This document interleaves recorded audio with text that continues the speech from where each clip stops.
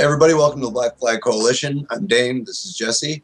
And today we're going to be going over a few different ideas like the history of empires, so to speak, just the history of governments in the state, and just the idea of too big to fail, always failing. Wanted to touch a little bit on democracy and voting and all that, since it's kind of a big topic right now with the election season. And then also kind of just about compromising as far as when you see people that are talking the talk but not really walking the walk and all that. So we'll touch on that a little bit as far as the here and now, and then kind of also get into how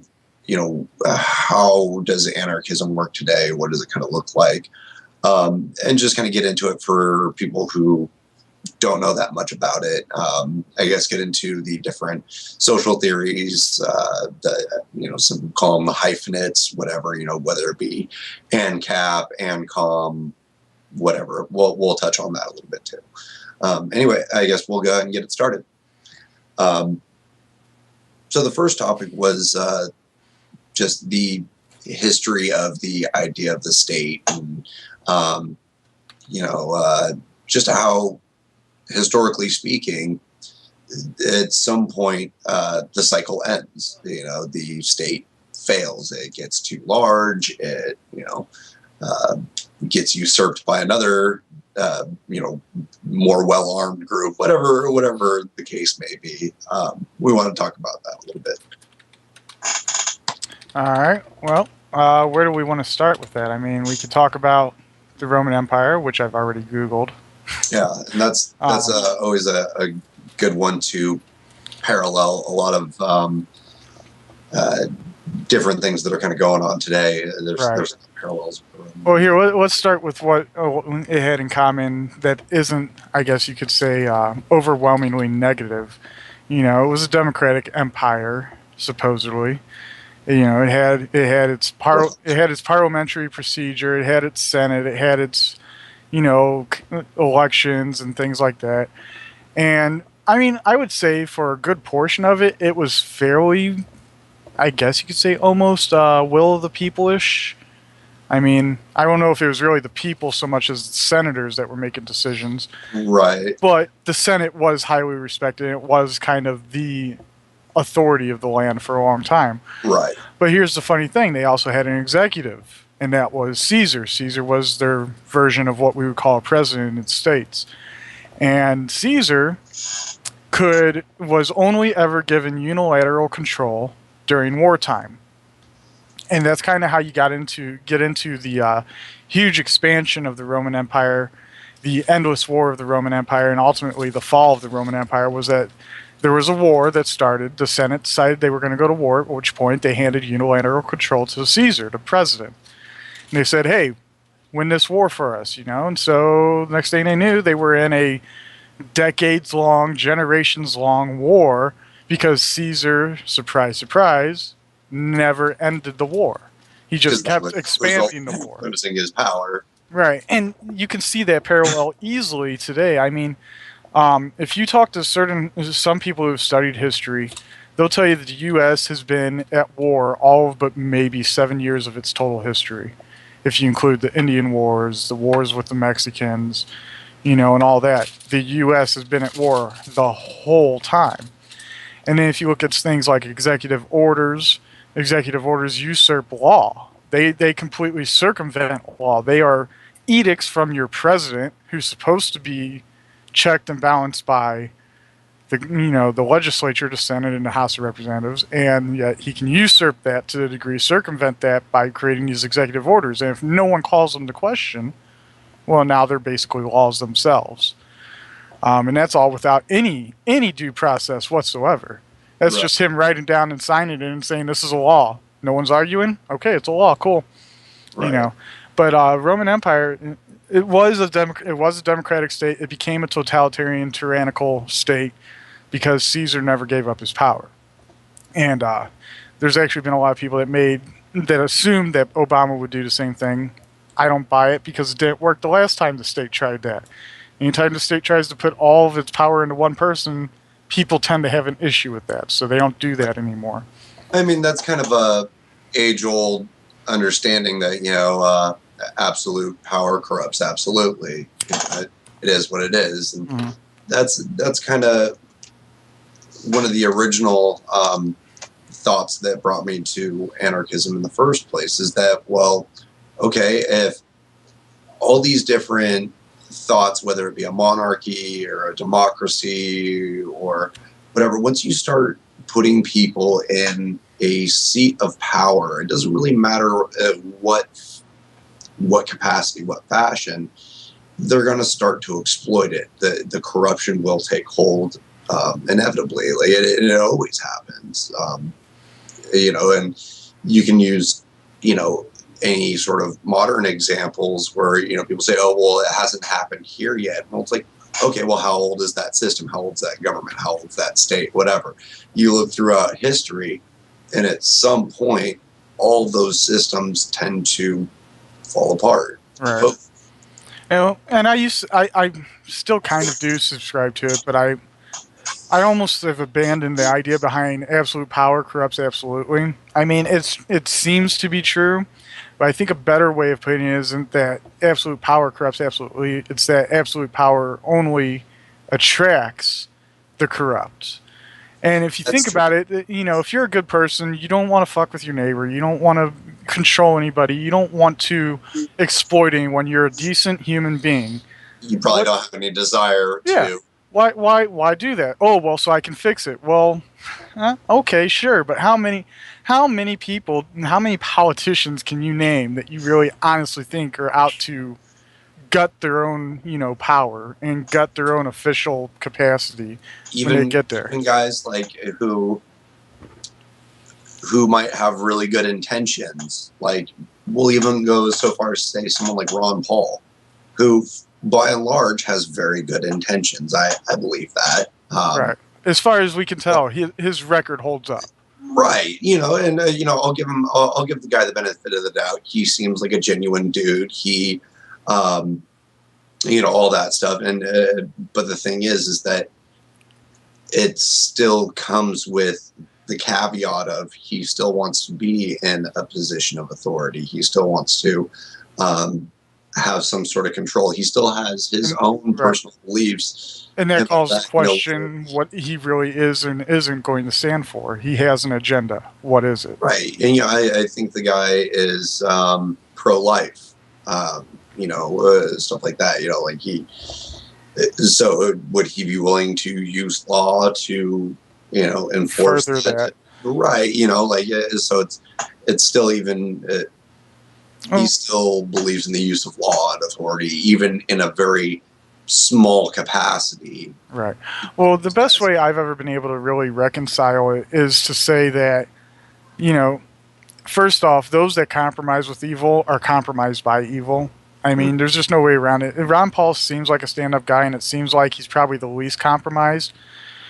But there are questions, especially about his campaign when he was running his bid for presidency. There are questions of, did he kind of, screw himself for his son's attachments to the GOP? There's a lot of people that call that the question, if maybe he didn't hamstring himself.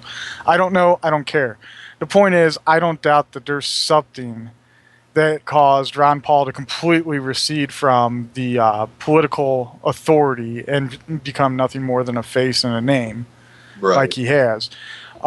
And then the other thing that I look at is I look at it and say, even good people that go into politics and have the best of intentions, even the most devout, let's say anarchists, just for the sake of this, what this is about. Let's say you or me run for office. Well, there's three ways the system responds to people like you or me trying to get into a political office. They either completely blackball us so that we have absolutely no effect, which I see that you see that throughout Ron Paul's history in government. He had virtually no effect. They completely blackballed him. He was considered a coot and a wacko for most of his career. He was laughed at for most of his career, and that's what the system does. And the reason it did that, well, they couldn't corrupt him. Theoretically, it didn't seem like they could corrupt him, so instead they blackballed him, and he wasn't such a threat that they had to kill him. But if you look back at, say, JFK, all right, maybe it was Oswald that shot him. But let's look at the things leading up to his death. What did he do with his presidency up until then? He talked about, and people try to deny this, but he talked about a secret society or a secret cabal that had too damn much power in this country and that it needed to be outed. He was screwing over country, or he was screwing over Israel and some stuff. Right. He wasn't a stout. He wasn't a stout Zionist Israel supporter, not Jewish supporter. I'm not saying Jewish. I'm saying Zionist. Right. You know, he opposed going to war with anyone. He didn't want, he was refusing to go to Vietnam. A lot of people, whoever it was, he pissed a lot of people off. Well, he refused to go to Vietnam. And then there's the executive order. I call it the binary executive order because it's all zeros and ones. I can never remember exactly what number it is. It's like 01110 or something. But what that did was instituted the silver certificates, which were actual currency based on actual silver reserves, right, as a competitor to the Federal Reserve notes that had since been gutted of any and all backing those. Got one right here. 2 weeks before he died, or maybe a month before he died, he signed that executive order into law. All right, well, that's all circumstantial, sure. Maybe none of that had to do with his death. I'm not saying it did. Funny thing, though, is what did Lyndon Johnson do right after his death? Well, he rescinded that executive order, so now there was no competitor to the Federal Reserve note. He went ahead and used the Gulf of Tonkin incident, which was a fabrication to begin with, to excuse us going into Vietnam, and he was a huge State of Israel supporter. He had so many. He had his fingers in all the pots that JFK didn't. So it kind of makes you question: was it really just some guy that didn't like that he was Catholic, or didn't like that he was a Democrat, or didn't like some political part of him, or is it possible that maybe whoever killed him was sent to kill him? Maybe someone else had something to do with it. You know, you look at guys like JFK, Abe Lincoln, despite the fact that he nationalized the Union, you know, he was killed. Well, what were his stances when it came to, say, the banks? Well, he refused to take loans. Right. He was looking to hike a bunch of taxes up. And, you know, there was a lot more to Lincoln's death than just, oh, you know, he was killed. He freed the slaves. Yeah, no, it wasn't just because of the slaves. No, that's not what it was. Even you know, Washington right afterwards. Right after they kicked, you know, England out of here, he turned around and killed Americans over a 25% whiskey tax. Right. You know, and it's and I'm trying to kind of point out these that JFK, who I think was probably the last statesman to be in office, there are reasons to suspect that maybe his death wasn't arbitrary, like they want you to think, like everyone wants to think it was. It wasn't just an arbitrary asshole that killed him. Because if you look at him and his stances on, you know, at least just the banking side of it, he was obviously opposed to the Federal Reserve. Lincoln was obviously opposed to the European banking cartels. And then you had Andrew Jackson, who had multiple attempts on his life. And he was adamantly opposed to the central banking industry. And then there's another one. Was it Garfield that was shot maybe a few weeks into his presidency? Was that Garfield? There was a president that was shot a few weeks into his presidency. Huh? Was it Brown? Or no, maybe. Brown got sick. It was one of the shortest terms. He got. Yeah. I mean, I guess I could look it up, but there was another president. I want to say it was Garfield, who was shot. Anyway, but that president that was shot in between the beginning of the 20th century and JFK, he was also opposed to central banking cartels and opposed that whole structure. If you look at the president who signed in the Federal Reserve, Woodrow Wilson, after he signed it, he all but said, "I fucked up. I shouldn't have done that. I put the power of this entire nation to the hands of a few." He straight up said, "I shouldn't have made the Federal Reserve legal." You know, the very guy who signed it said that was a mistake, and he was very much tied into the guys from Jekyll Island. I don't know if you know about that story. But he was actually tied into the families there. He had married into one of the families. So he even admitted that he was a puppet and he shouldn't have signed the Federal Reserve into place. Anyway, but the point is, no matter what, how good of intentions you might have, when you compromise with evil, when you get in league with evil and try to work with evil, evil's either going to corrupt you, kill you, or kick you the fuck out. Because if you're not one of them, then you don't belong there, and they're not going to let you have any power if they have a say in it. That's just my opinion. Absolute power, I don't think necessarily corrupts absolutely. I think it's more along the lines of you have to be corrupt to some degree to want it in the first place. Fair enough. But, all right. Let's see.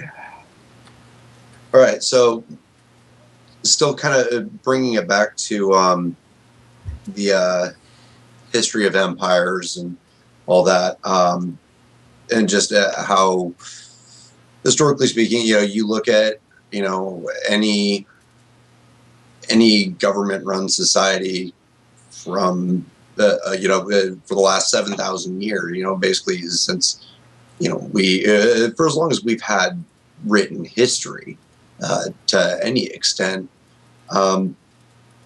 The common pattern is that either the state fails due to its own arrogance, it grows too big to fail, and then it fails because that's what always happens.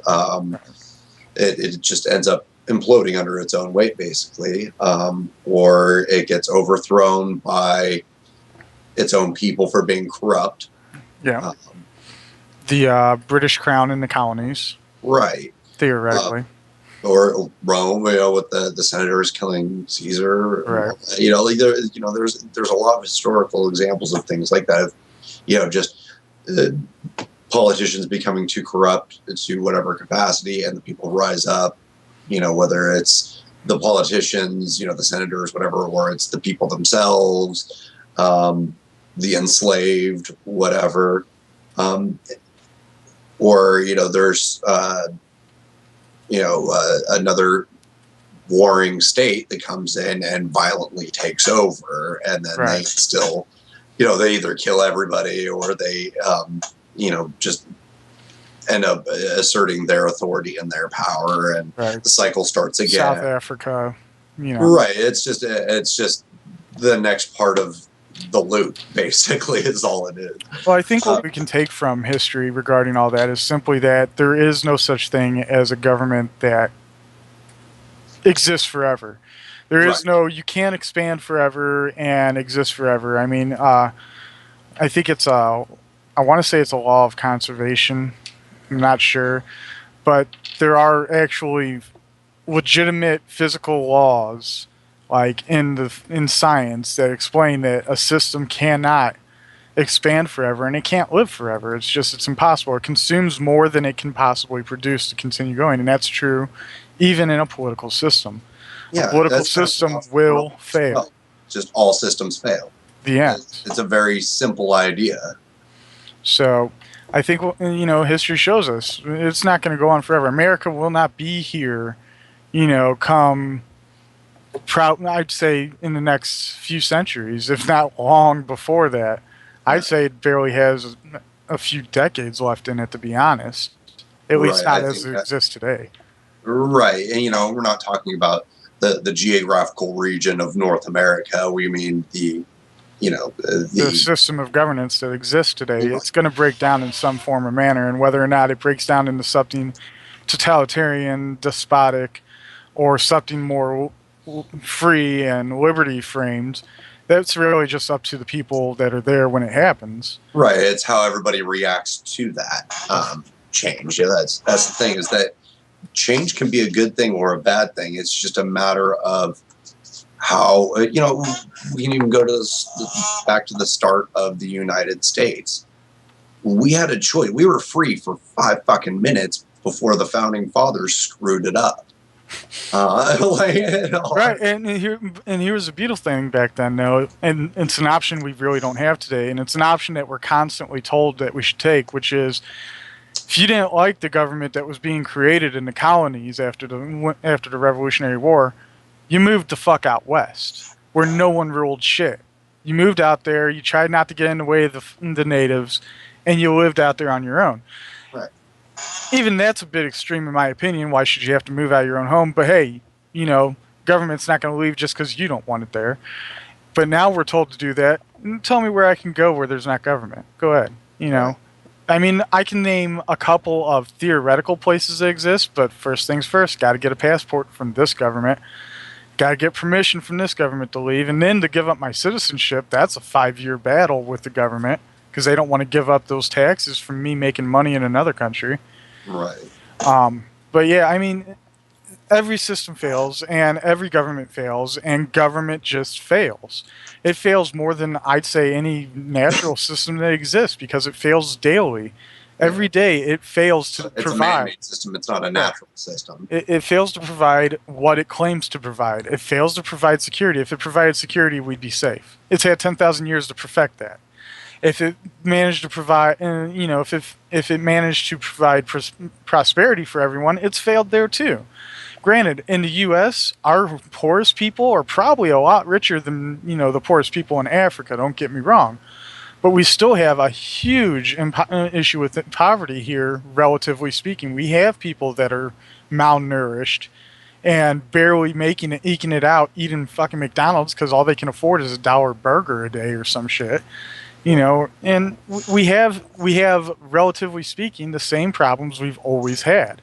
Government has done nothing for these things. The only thing that's changed any of these problems is industry, is innovation, and innovation doesn't come from a group of old men who have never done anything but decide how to make other people act.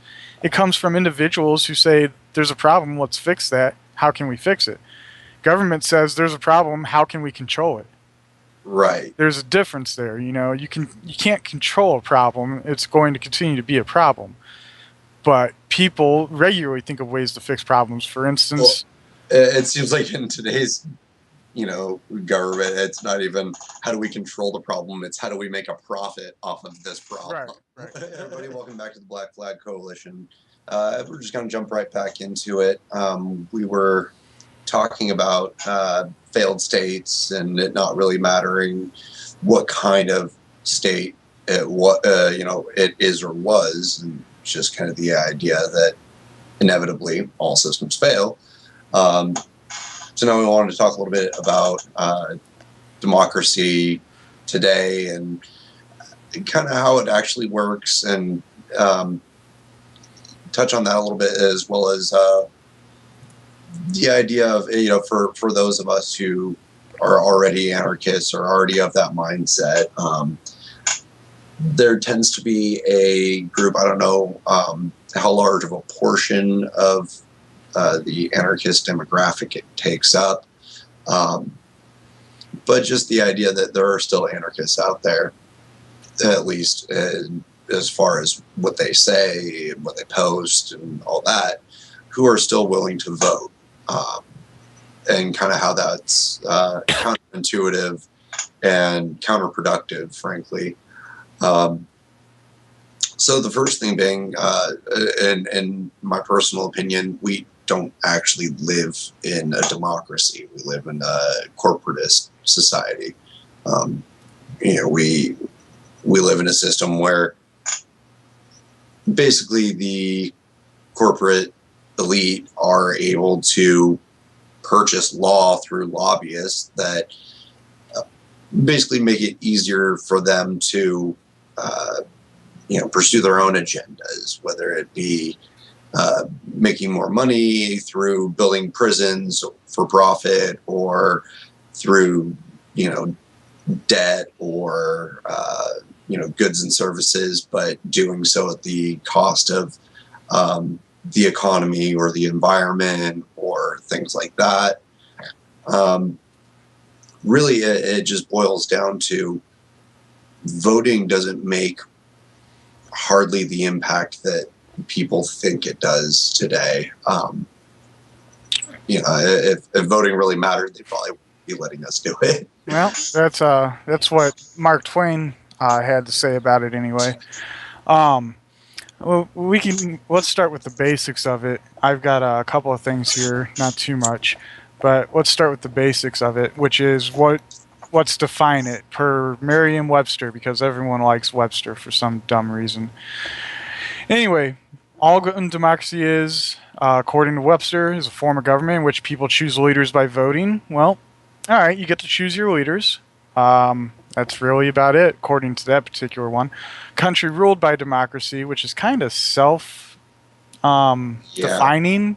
Shame Which on Webster's for shame using on Webster. That's bad. That's a bad for way. the definition. That's And then an organization or situation in which everyone is treated equally and has equal rights. I don't think any of those really apply to us because you could almost say that we get to choose our leaders, but do we really? We have this thing called an electoral college, and now we have this thing called super delegates that I didn't learn about in civics class. I don't know about you. no.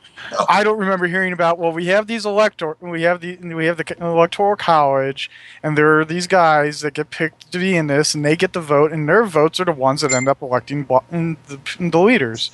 They're the ones that actually matter. But now we've got these things called super delegates that matter even more, at least in the nomination phase of things. So maybe that's more of a nomination thing. Maybe that's a party thing. I don't know. It's just I don't remember ever hearing about this thing called super delegates. Whatever. But that's the definition. Is basically you get to choose something. You have some choice theoretically. All right. Let's get into the etymology just so we absolutely understand where it came from and what it means. In the Greek, demos, or however they say that, I'm not fucking Greek, the people. And then kratia, again, I'm not Greek, so shut up, means power or rule. Basically, the people have the power or the rule. And then it goes into this is how it combines, this is how it changed, and this is how we have democracy as of the late 16th century. The word. Democracy today, though, if we look at it today, what do we vote on? Well, on the local levels in the states, keep in mind for our international viewers, we're in the states. That's what we know. If it's different there, sorry, we probably won't talk about it much. But democracy here is basically at the local level, yeah, I would say you have a bit of power. The city councils and the county seats, and even the state governments tend to take it a little more seriously when it comes to votes. We don't have electoral colleges for that shit. It doesn't mean we're always listened to. It doesn't mean that if everyone votes for one thing, the government won't say, "Oh fucking well." But it's not too awfully common, too horribly common of a thing. Right. You at least can make a little bit of traction on the local level, I suppose. But let's look at that. Let's in terms of does it have any real impact? Do you have any real power? In order for your vote to make a difference, your vote has to be the same vote that over half the rest of the voters, not the population, just the voters. Right. And that means if 100,000 people vote, at least 50,001 have to vote the exact same way as you do. So your power is now diminished 1 in 50,000. All right? That's how much power your vote has, theoretically. That's not a lot. Would you go out and buy a lotto ticket at that? Would you go out and would you make a bet at odds of 1 in 50,000 or Right. 1 in 100,000 or whatever? Would you? Is that something you would bet on? Is that an investment you would make? I wouldn't. I mean, I'm not a betting man, but I play blackjack. I win regularly. Why? Because the odds are pretty damn good. I don't, bet on 1 in 50,000 chance that I'm going. Or I think it's even worse than that because it has to be 50,000 people agreeing with you for your vote to make. And that's just for a split vote. Right. So in that sense, you really don't have any power. The only power you have is actually before the voting process, and that is to get people to vote a certain way.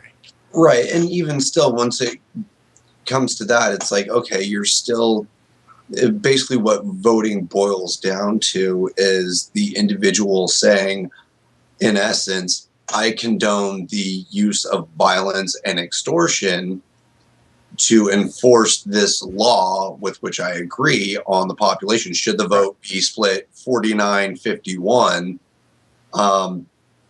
that means that 49% of the population didn't agree with it. But you just said that you agree with the use of violence and extortion because that's what government does. It uses the threat of violence to enforce law, and it uses extortion through taxation to pay for it. What you're left with is saying, okay, I'm cool with government using the threat of violence or imprisonment or debt servitude or whatever it may be. I'm okay with that because I agree with this law with, 51% of the people here. So now you have to abide by 50%. Right. That's mob rule. That's Well, and tyranny of let's look at a topic that's kind of current, a current trend, and has been a current trend for the last few years. The issue of marijuana. All right. So for a century, roughly, it's been this huge illegal thing, and there have been so many arrests and so many deaths just in the enforcement of the law regarding marijuana. right. Um, but now people are saying, no, we want to make it legal, either completely or at least medically. All right, so let's say that you're one of those people that wants it to be illegal. Well, why do you want it to be illegal? Because it's wrong for it to be illegal. What's the reason? There is none. There are virtually no negative reasons to it being illegal. It's been shown in California. It's been shown in Oregon. It's been shown in Colorado. It's been shown in Texas. It's been shown in all these states. That there's virtually no negative impact from, at least on a social level. Right, Colorado's one of the best economies right now in the states, right, because of the pot industry. Right. So I mean, if you're on the side of it being legal, it's because you think the law is wrong. And don't mind people walking behind me. I have people that walk around and don't give a shit. But if you believe it's a bad law, yet there are people voting against it. Let's say that in your home state they vote to make it illegal again, or they vote to keep it illegal. Now they've basically said, all right, well, here's this thing that we all know is completely, at the worst, it is a neutral thing. It doesn't make a difference. At the best, it's incredibly beneficial. But we're going to say no to it, and if you use it, if you have it, if you grow it, you're going to be met with men with guns, and you're going to be told to pay so much money. When you vote, that's what you're saying. It's exactly what you're saying. You're saying that this law, I'm okay with people being hurt or killed or broken over this thing that I do or don't agree with.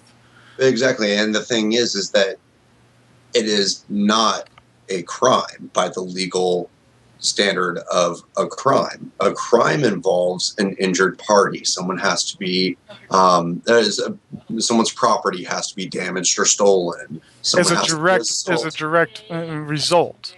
A lot of someone else's actions. Yeah, like you have to do something to someone else for there to be a crime.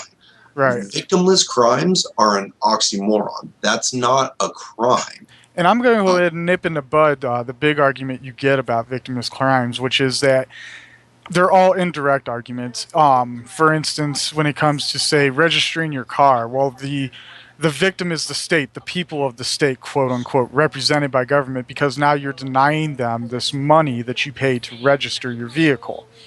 All right, that's the idea behind these kind of crimes, is that, well, because you did this, indirectly, you may have, to some degree, supposedly, allegedly hampered the state, i.e. the people, because the state claims to represent the people. So right. What you're saying when you do that is that because I didn't pay my registration fees on my car, you're somehow left deficient in your life.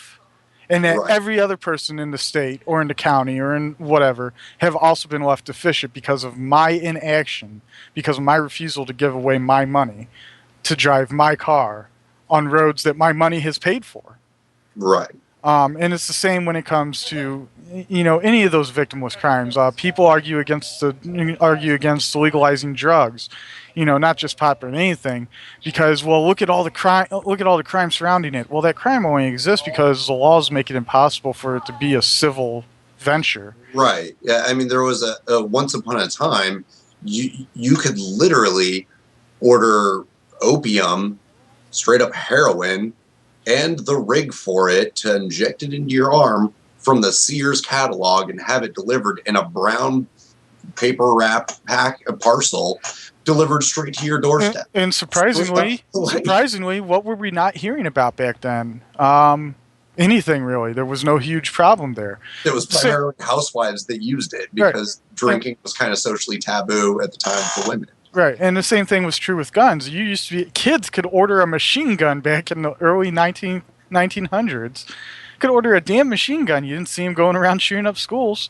Shocker, when you make people free, they tend to act kind of, responsible almost. It's crazy.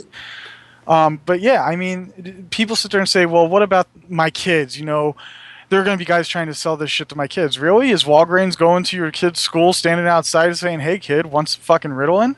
I mean, are you serious with that? Are you fucking serious? They're gonna if you decriminalize it, suddenly everyone's gonna be selling to your kids. Why don't you teach your kid to say no? How about that? And the thing is that the only reason black markets exist in the first place is because of a prohibition on whatever that product or service is by the state. That's the reason black markets exist. When you create a prohibition, you will always Create a criminal element. create a criminal element in society. Look at alcohol prohibition. Did we not learn our lesson then when we realized laws make it worse?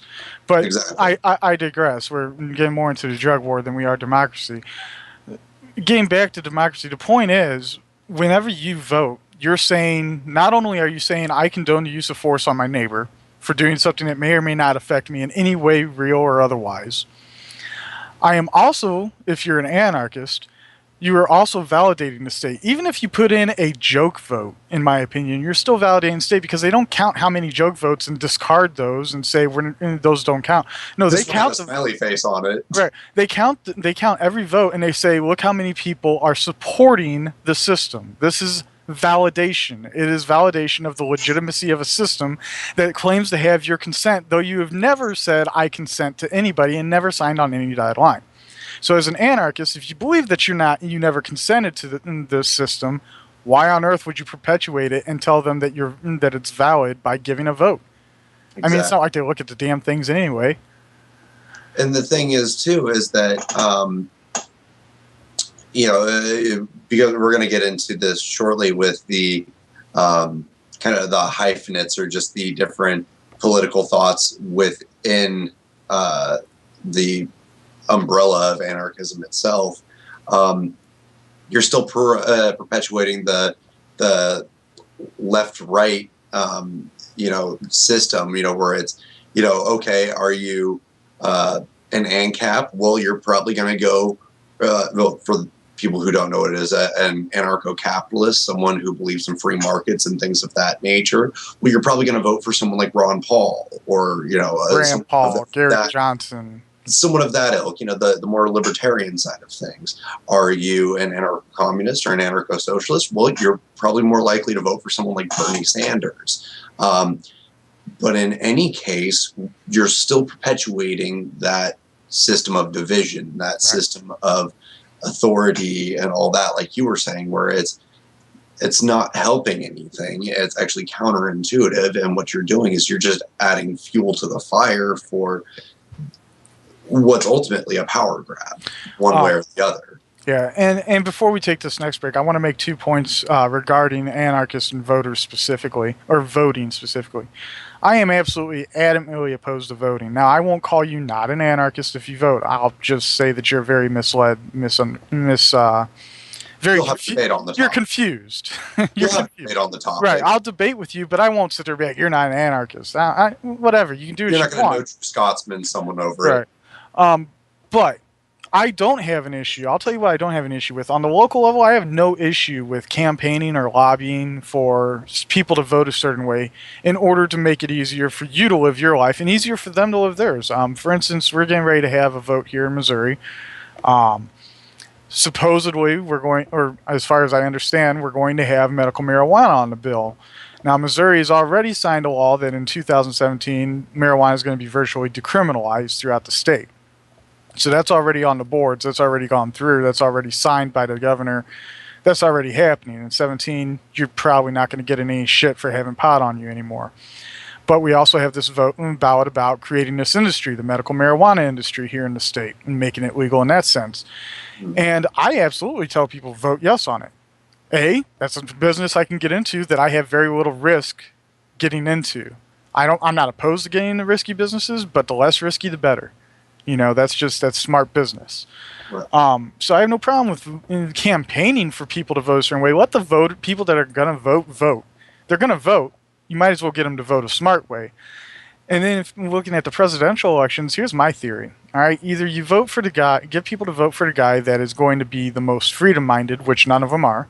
So that's out the fucking window right there. You don't have Ron Paul this time. Bernie Sanders is not the second coming. Let's get over that. Mm. But there is one very important, thing about people that I believe wholeheartedly. People do not change. They do not change their views and their perception when they're comfortable. When you're comfortable, you have no reason to change the way things are. So I say, if you're going to sit there and campaign for a presidential nominee and you're an anarchist, go for the one you think is going to do the most damage. The one that's going to make everyone question the system some more, and say, that was really bad. That's just my opinion. Make it worse on everyone, because then maybe everyone will start getting their heads out their asses. Basically, what you're saying is, if you're going to do it, do it in a manner that's the most self-destructive. Right. That's on a federal level. Right. That's on a federal overall level. On a local level, yeah, make your community a little bit nicer to live in as much as you can, because you actually have a damn choice there. But when it comes to the federal government, make that shit horrible. Make it as bad as you can. Get people to, I think they're both horrible personally. I think Trump would actually be the most destructive, because I don't think he has the subtlety that the Clintons do to do things. I think he'd just be like, put up the damn wall. And he'd just start doing crazy shit. So I think Trump's the way to go. But Hillary, in her own way, I absolutely will make it just as shitty. Just, it'll be subtler, and so it'll be harder to point it out. You're not saying this in the manner that their supporters say it. Support this one, because he's fucking terrible. Trump is just going to do outrageous shit and piss a lot of people off. I like that about him. I want him to piss people off. Hillary's going to fucking try to pretend like she's sucking your dick while she's sticking a finger up your ass, all right? You're not going to notice it at first. With Trump, it's going to be full cock and ass, no fucking kissing, all right? So I say Trump over Hillary. But that's just me. All right. So now that I've made a, gay joke and talked about things in people's asses, I think it's time to take a break.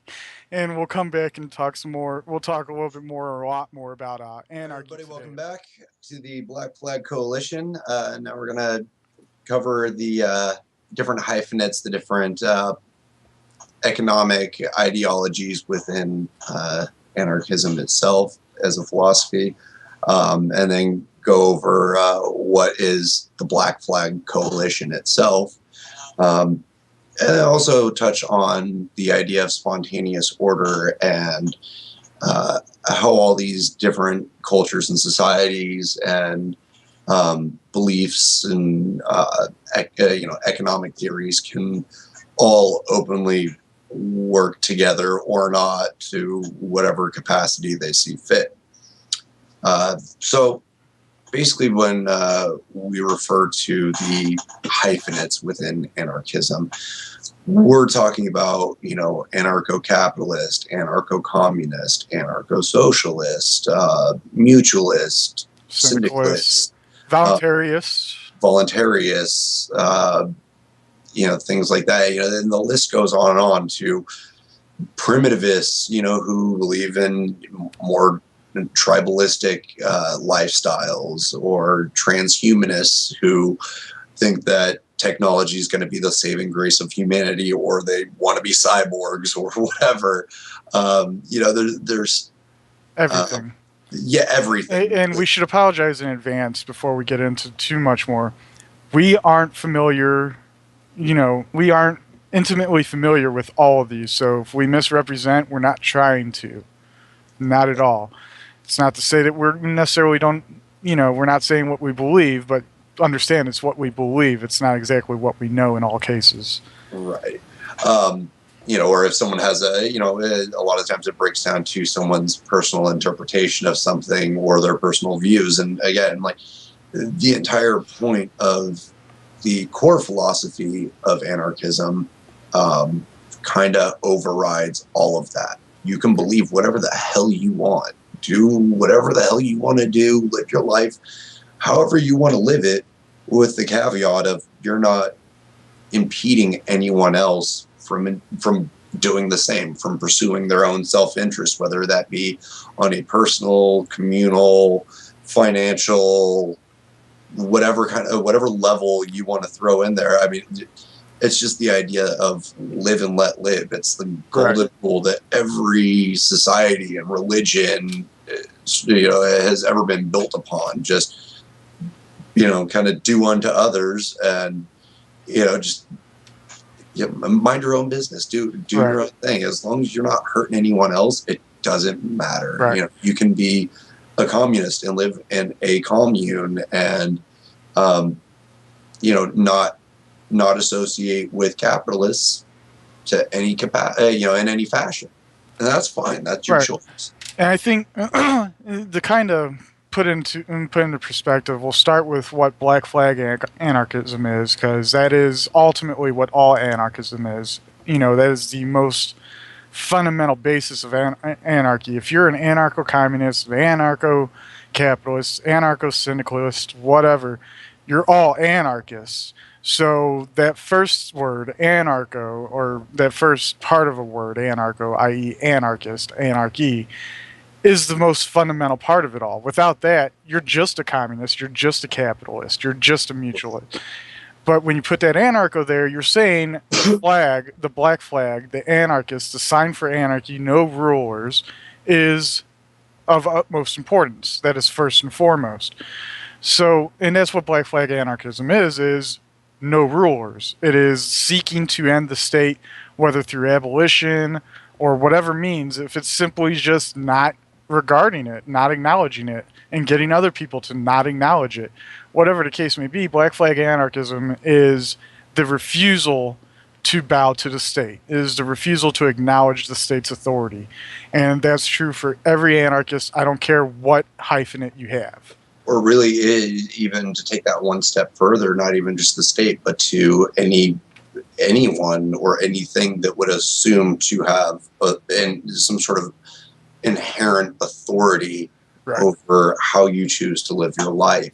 Right. And I mean, for some people, that might mean an employer, and I'm not going to disagree with them wholeheartedly. I would say that from my perspective, an employer is someone I agree to work for in exchange for something. And as long as they keep up their end, I'm cool with it.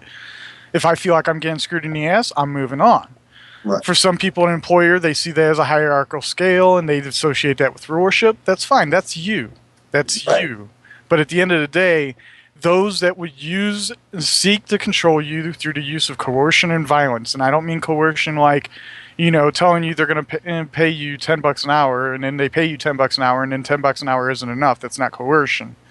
All right. I'm talking about using deceit, lies, propaganda, Threats conditioning, or indoctrination, and violence to control you in some form. That is what I consider the state. That is what I consider trying to rule someone, and that I would like to say is true for anyone that puts a black stripe in their flag of anarchy, whatever kind of flavor it is. Extending from that, like we were saying, there's everything. I don't care. You believe that the evolution of mankind is predicated on technology? There's transhumanism. I'm going to go to a screen share real quick because I don't know a ton about the next two I'm going to bring up real quick, and I'm not going to talk too much on them because I don't want to overstep what I do or don't know.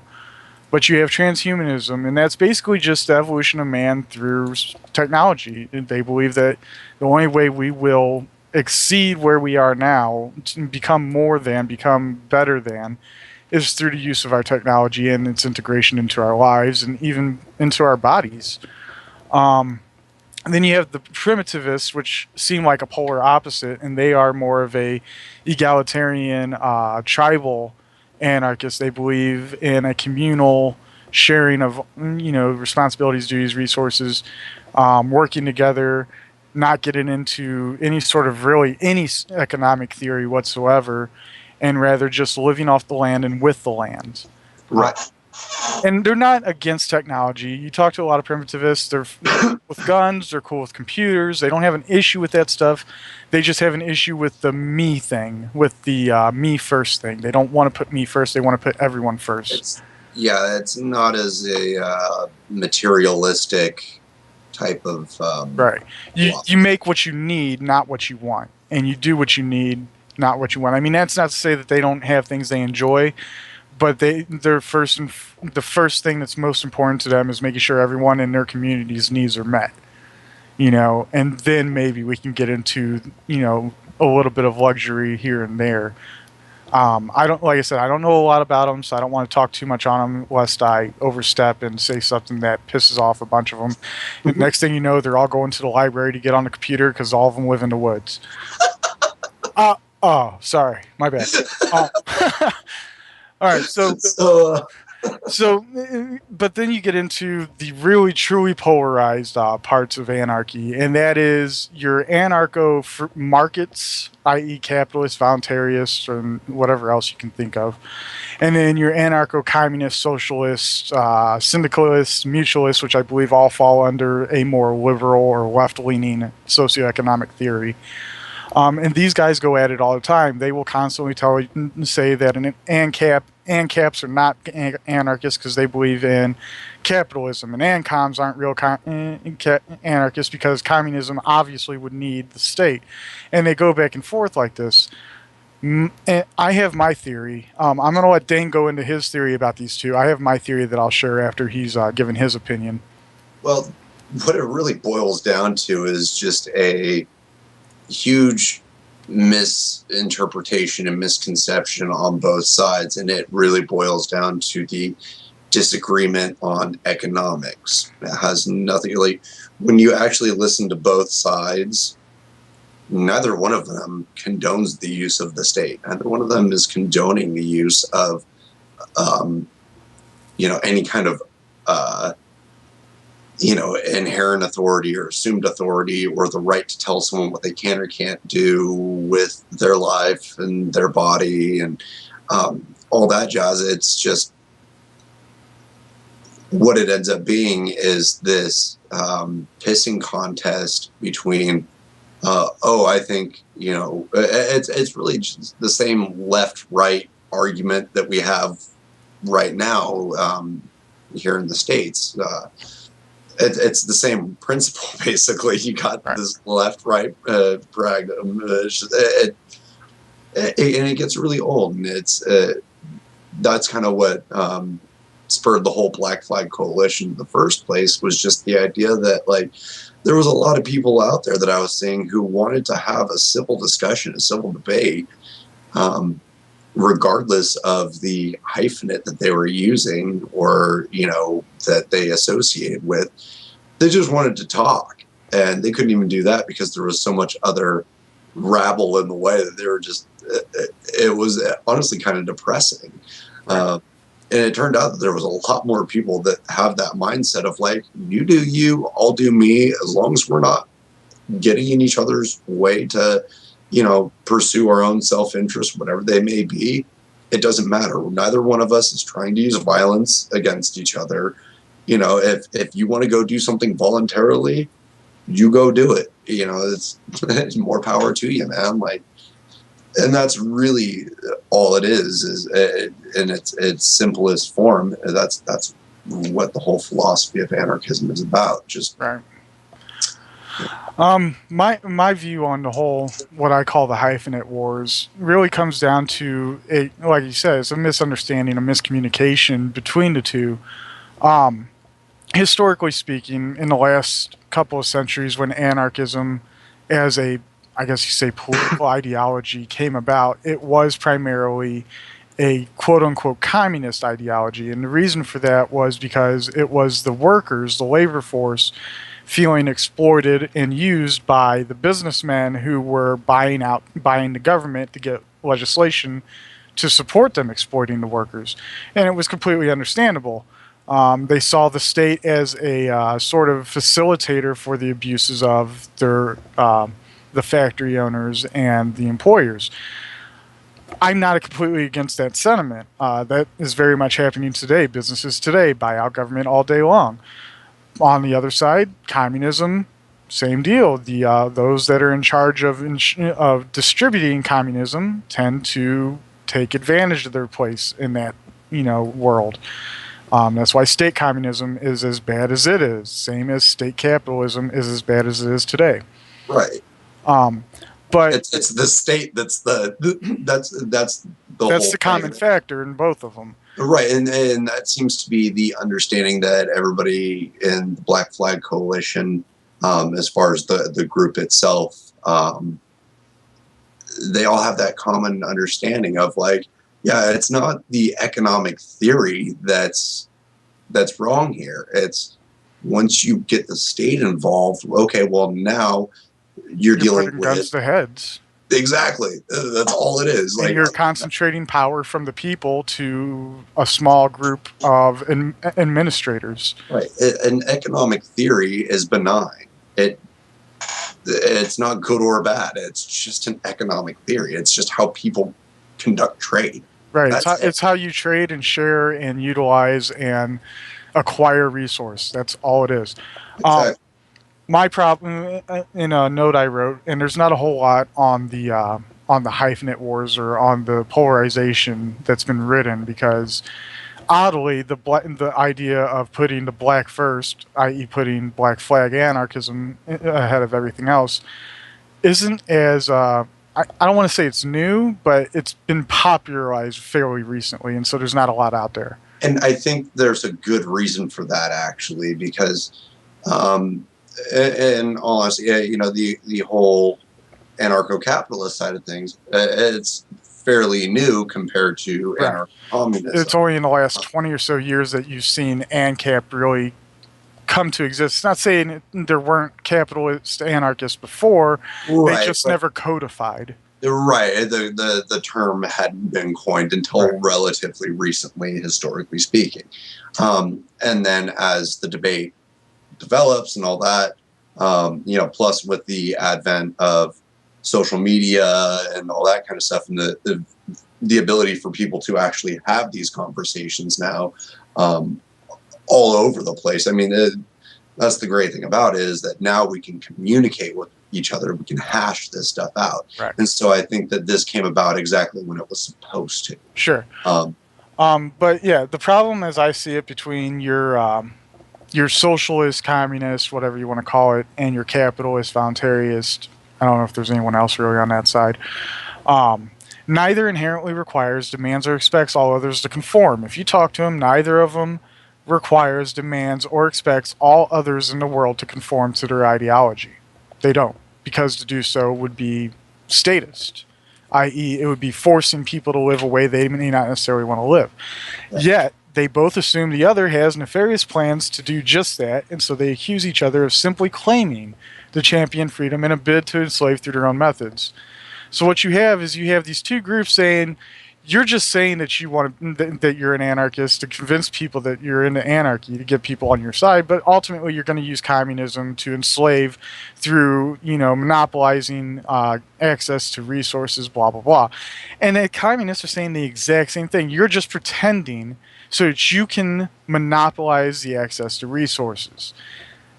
Neither one, though, but at the end of the day, if both sides sit there and believe, which I firmly believe they do, I know people from both sides, that it's up to you how you want to live your life and how you interact with the world and the people in it, then no, neither one of you are doing it. There's not some nefarious plan. It's like someone I have that constantly tells me anarchy is just this nefarious plot to institute despotism. Bring down the government so we can institutionalize despotism. Anarchy is no government. Despotism is a government. So who are these guys that have brainwashed me into thinking anarchy means freedom? I mean, where are these nefarious planners in the ANCAP side and on the ANCOM side? We're gonna enslave the world by telling them they're free. I mean, that's what the state does, don't get me wrong, at least here in the U.S. But I haven't met any of the movers and shakers, and I've been admin and contributor and talked to the, I guess you could say, the bigger faces in the anarchist community. I have yet to meet anyone that I feel like is planning to take over the world. I'm not too worried about guys like, I don't know, like Larkin Rose or something trying to enslave me or something. Larkin, I think you're a pretty fairly stand-up guy from everything I've read, but seriously, dude, you come at me, you better bring it hard, brother. We got a problem. It's just that one. Like, I don't think that any of these people have any sort of nefarious plans or anything like that to instill their own morals and values into others via force, right? Like, I mean, now you all have to be communists, or now you all have to earn a living, through capitalist means, or right. whatever. Like, no, I will nobody say does that. that they're likely, very likely, there are opportunists in the anarchist community, and there are opportunists everywhere. There are guys that are going to see it as an opportunity to get other people to do things the way they want to do them, and it's true. It's going to happen. It's going to happen. There are going to be people that are kind of like the de facto heads of their communities. It'll happen. The problem only arises when those de facto heads decide that they're going to get a group of guys together and pick up some guns and go to everyone else and say, do it this way or we kill you. Or we're going to throw you in a cage. Or we're going to take your property. Another point of contention you see, this is the hardest one, even for me, and I'm pretty damn good at being able to debate anything. I mean, I could debate anarchy itself if I really wanted to. It's how I actually do debate status is first I debate myself on that point, and then I turn around and throw my counters at them. But the other problem is the issue of property, and the reason that becomes a problem is because you have the communist side saying that property is theft. Right. But they're also saying that they own themselves, which implies a sense of property regarding themselves. And then you have the capitalists saying property is not theft, but then you have them taking over property that they're not using. And understandably, the communists see this as a theft from others that could use it. I'm not saying I agree, but I see where both sides are coming from. But that's where there's a really big thing, and I think that's probably one of the hardest topics to really find a middle ground is when a communist comes to a capitalist property, how can that be resolved peaceably?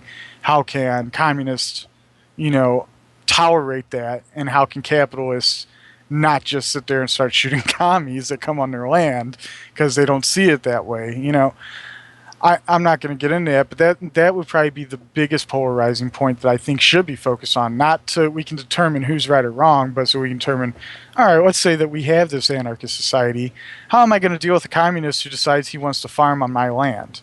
Or how am I going to deal with this capitalist who decides that he owns that land and I owe him something for using it? But even still, you bring up the whole idea of like, well, do you really even want to be that close to someone that you are so vehemently opposed to? That's kind of how I go with it is if you don't like him because he's a capitalist and he's a shitlord who's sitting there and claiming property and he'll shoot people that go on it without his permission, well, you got two choices. You can either take it over with violence, which would be very not anarchist of you, or you could say fuck him and fuck his land. There's other land here that he's not claiming. Yeah, it's a compromise, but it's a compromise that doesn't involve forcing someone to go against what they believe either way. Yeah, you can't use that one patch of land. Is that one patch of land the only fucking patch of land? No. Now, me personally, you come onto what I call my property, I'm going to ask you why the fuck you're there. There's going to be a gun involved because I don't know you. As far as I'm concerned, property is a buffer zone. That's how I look at it. It's a buffer zone. You come inside my buffer zone, I have every reason to wonder why the fuck you're there. That's my area that surrounds my life. If you come that close to my life, I'm going to ask you questions. And if I think that you're a problem in my life, I'm going to ask you to recede a few yards, And another point of contention that I see a lot of the time is, when you have, one of the, a given anarcho-communist saying, oh, well, what's to stop this capitalist from coming in and, kind of imminent domaining his way in and taking, this, that, and the other. It's like, do you have a fucking gun? well, the whole thing is that like, well, we just established that capitalists believe in property rights, right? So whether or not you see that as you own it or whatever, you simply say this is the community's property. at it and be like, hey, this belongs to these guys community. over here. This belongs to our community. That ain't mine. I'm not going to touch it. It's like problem solved already. Like it's not. Nature to do that. And I know this isn't a perfect example, and I know there's a lot of ways to argue it, but one of my favorite things to say to communists, and it's not because I don't agree with their system. I like their system on a small scale level, on a family or small community level. I think communism is the way to go, and it is the way that it goes. Inside your own house with your kids and your wife and you're sharing resources and you're sharing the division of labor. That's the difference between anarcho-communism and state communism, though. Right there. Like that's the difference. Is it community or state? Mm-hmm. But I like to point out to them, like, okay, if you don't believe in property, don't bitch when I come and shit on your bed, because it's as much mine as it is yours. I mean, I don't think that. I think communists, personally, and don't take offense to this, Reds. All right, seriously, I'm not trying to dog on you, but I think the problem is that you guys get caught up in this word property. It's not a bad word. All right. If you have a shelter that you use and sleep in and keep your things, keep you alive in, let's say it's your stuff. You can say that. It's okay. It's okay to say that's yours. If someone comes and shits on your stuff, punch them in the face. That's your shit. Well, it's not your shit. It's your stuff. It's their shit. Give it back to them. But I mean, that's. I think that's the biggest issue. Is I think that's the biggest problem, is that communists get focused on that word property. And I think capitalists get caught on that whole thing of it's everybody's. Well, in a way, it kind of is. Yes, you should be paid. I think you should be compensated in some form or another for your labor and investment into whatever you produce. I firmly believe that. That is the whole point of labor. Right. Whether you're getting paid in money or food or shelter, whatever. Right, yeah. Whatever it is, the reason anybody labors is for. So let's stop getting hung up on these, on the semantics for a minute. If we stop caring about the word property and we say, well, this is my space. Do you believe that you have personal space? Do you believe that you have clothes that you wear? Yeah, you might let someone else wear them, but if a complete stranger walked in and started taking your fucking clothes, would you maybe say, don't do that? If I come into your communist, and I come in and start taking your shit, are you going to try to stop me, or are you going to let me because it's everybody's? You're probably going to try to stop me. Or does everybody only apply to to you and those that you deem to be okay with?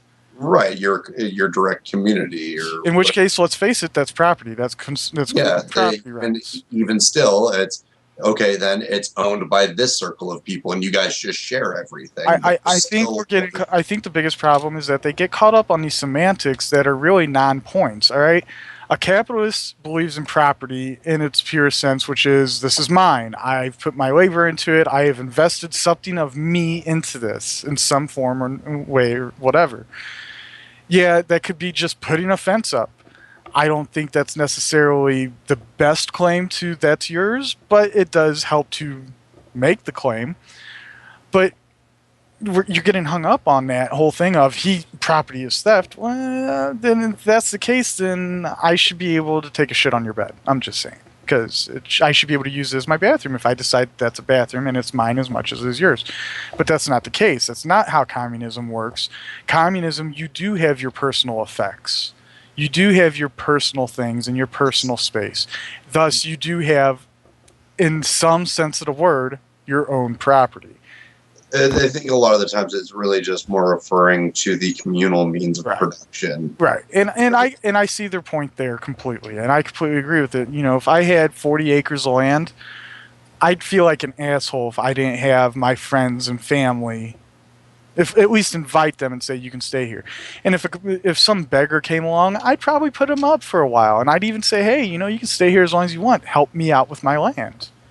And that's just as much communist as anything. As long as I'm not sitting there and working them to the bone and, putting a gun to his head, putting chains or whatever. Yeah, it's an agreement. You're not tying him to a stake or anything. And I'm making him a part of my community on the land that I've staked claim on.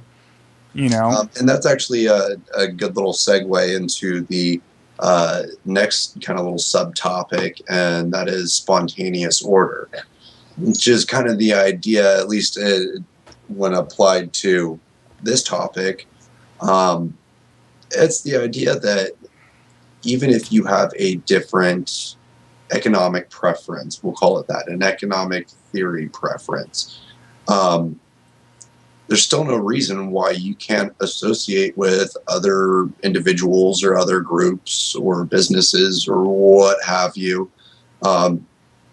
to whatever capacity you see fit, even if it is, there's nothing wrong with a communist society being realist and going, hey, we need this machine so that we can produce whatever product. And the only way we're going to get that machine is if we actually purchase it from this one company, because they're the only people that make that machine. And so we have to raise money as a community to get it. Okay, so they go to a neighboring community.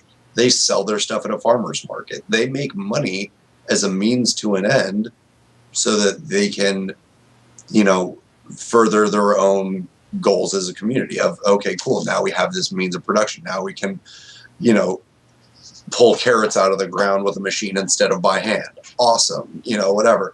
But because they were being practical about it, okay, they took the carrots they picked by hand, they went to a neighboring community, and they sold them at a farmer's market.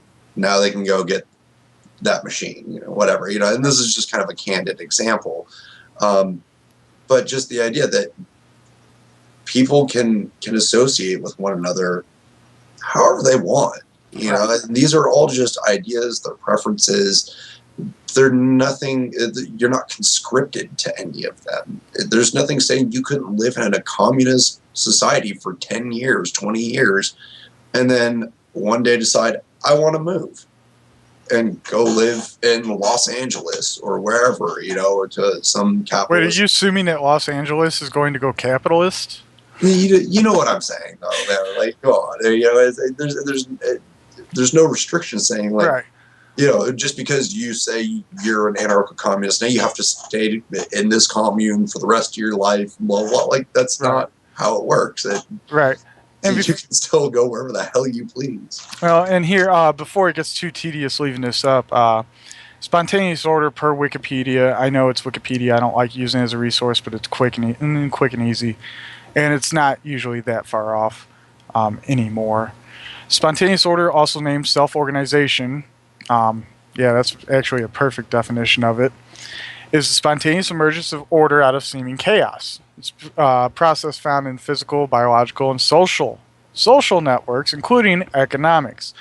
Though the term self-organization, who gives a shit about the rest of that? Anyway, the point is, spontaneous order is simply systems modifying, adapting themselves as needed in the way that is best, most effective, and most efficient for them, and that includes social structures. If you're a communist and you need something that you cannot get from what your commune holds, and you can't get it from other communist communities, man, that's a lot of commune in there. Mm-hmm. Anyway, if you can't get it from other communities, well, through what would be trading, essentially, unless they just gave it to you, then you're inevitably going to either have to give up whatever it is you need from outside of your community, or you're going to go and participate in quasi-capitalistic behavior, i.e. you're going to go trade with people that have what you fucking want. There's nothing inherently wrong with that. There's nothing wrong with, like he was saying, if you live in a communist society and you farm carrots and you have all these carrots that you don't really need, you have an excess, a surplus, if we can say that without offending, and you need a machine, well, then you go trade those carrots for something you can trade for that machine, or you trade the carrots for a machine if someone really wants carrots. Well, even you could make a deal where it's with a local vendor, a local store owner or whatever. Your local agorist. Yeah, or your local agorist, and just, barter that way, where you have a deal set up with them where they go, hey, cool, tell you what, I'll for payment of that machine, and then once I sell enough to cover the cost and, this, that, and the other, you strike a bargain, whatever it may be. Right. It's yours, free and clear. Right. You supply me with your surplus. I'll sell them here. I make a profit off of it. Once we get to where we're even on whatever our arrangement is, we're good. That's that's now. I as an agorist, I totally. One of us cut out. That's okay. We can move on. It's just. It's just people doing what they need to do to make their lives easier, to survive, to provide for their posterity, for their Well, family and their well, friends, and let me say this from an agrarist point of view. Here's how I would kind of see it. I am more than happy to go to a communist community. It's really weird to say. With a barrel full of bullets and a couple of guns and say, hey, I need food. You might need guns and ammo. Need guns and ammo? Well, how is that? How am I not being a part of your community and sharing resources if I say, give me some sustenance, I'll give you some of the things you need? And I could do the same thing with capitalists. Go to them, be like, hey, that's a pretty nice. I don't know what the hell capitalists would have. Whatever, it doesn't matter. It's a pretty nice means of production you've got there, buddy. I'll trade you for it or whatever. I don't know. But the point is, you'll be in a free society. You are free to interact or not interact with other groups and other persons as you see fit. Now, if that or as they see fit, if they don't want to associate with you, exactly, kick rocks, know. And if that breaks down, they'll fall to, unfortunately, if diplomacy breaks down, if you can't find a common ground or a neutral ground or just walk away, well, then there might be some violence. But hopefully in a world where everyone is armed, or probably will be armed, at least the ones that recognize that there are bad people in the world, in a world where everyone is free to be armed and everyone is free to defend themselves as they see fit, you'd think that people might have a bit of diplomacy in them, a little bit of courtesy, common decency might come out a little bit, because not having that could get you hurt. So that's my opinion. The end story is that there's no reason that communists and capitalists have to be at odds, other than because for the last, we'll call it 2 centuries, the state has been saying, bad communist, bad capitalist. You got Stalin going, capitalism is bad, and you got fucking Reagan saying communism is bad, and they're both divide, and they're both got blood on their hands. All right, they're both shitheads. Fuck them both. Fuck any capitalistic leader you can think of. Fuck them all, because they're all a bunch of fucking pains in everyone's asses. Yeah, so it's just just to wrap this up, the whole point here being that with anarchism and the idea of spontaneous order that comes with it, it's not that it's really that diversity is both essential and unavoidable. Right. I mean, you're never going to get everybody to think the same way that you do, and that's the big problem with the system that we have now, is that we're willing to use violence to force people to conform against their will. I want to smoke pot. Well, you can't smoke pot, or I'm going to shoot you in the head. Well, cool. It doesn't make any sense, and it's really just the idea that we should all be free to do what we want, as long as we're not hurting anybody else, and the benefits definitely outweigh the negatives. Where a lot of the arguments that I hear are really arguments against taking responsibility for oneself, which is kind of silly. Here, let's wrap this up by summing up what anarchy is to a person. It is self-responsibility. It is self-reliance. It is self-sustainability. It is community. And more than that, it is no guarantee that bad things won't happen. However, let me point out, the state is a guarantee that bad things will happen to good people. And you see it with how many innocent people are in prison, how many innocent people are killed at the state's hands as casualties or mistakes of the police. How many children are sent off to wars. Over ideals that they're not even actually fighting for.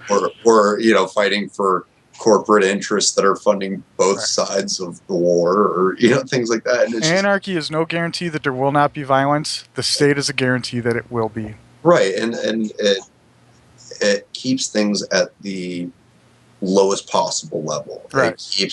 It keeps disagreements between the individuals, and should it go larger than that, okay, well then it's their kin or their community or whatever But, their ilk may be. but beyond that, you're hard pressed. Right. There's no war because there's no armies. There's no soldiers. If anything, it's skirmishes, and it stops there. I mean, the biggest it could get is if my brand of anarchism that I want to promote and get out there, I have my own brand, Anarcho-Legio. The idea of basically a legion of anarchists that have a decentralized militia that just sell their services. You need protection from this community that's trying to violently take your shit. All right, we'll figure out a trade. What can you give us? And if there are any that can go rogue and try to start becoming statist, the rest of the legion goes in and fucking squashes their ass. Well, yeah, we'll actually be covering that a bit on one of these next couple of episodes, and that's just the entire idea of security not being synonymous with the state. Right. You can provide security through free market, through community organized, militias or security teams, things like that. Volunteers, things of that nature. I mean, there's a million, or just having it be down to the individual's responsibility to. Right. Right. Yeah. I'll repeat myself. Anarchy is self-responsibility, self-reliance, and self-sustainability, and community. And that means that if you can't do the first three on your own, you need your community to help you out. And that means, I don't know, not being a fucking asshole. Yeah, just saying. Being an outstanding member of your community. Right. When there's no quote-unquote social safety net that the state says it provides through welfare and shit like that, it means you don't get to be a dickbag just to be a dickbag for being a dickbag's sake. Very eloquently spoken. Thank you. So yeah, I think that pretty well was a pretty good, pretty strong and solid ending there. Well, that about wraps up this episode. If you have any questions, comments, hypothetical situations, whatever you want to throw at us, leave them in the comment section below, and we'll get to them on one of our future episodes. We actually want to start a segment called Ask an Anarchist. Just a little bit of candid banter on whatever subjects you want to bring up. So anyway, we'll see you next week. Take it easy. This episode brought to you by Mio. Mio, send me some motherfucking money.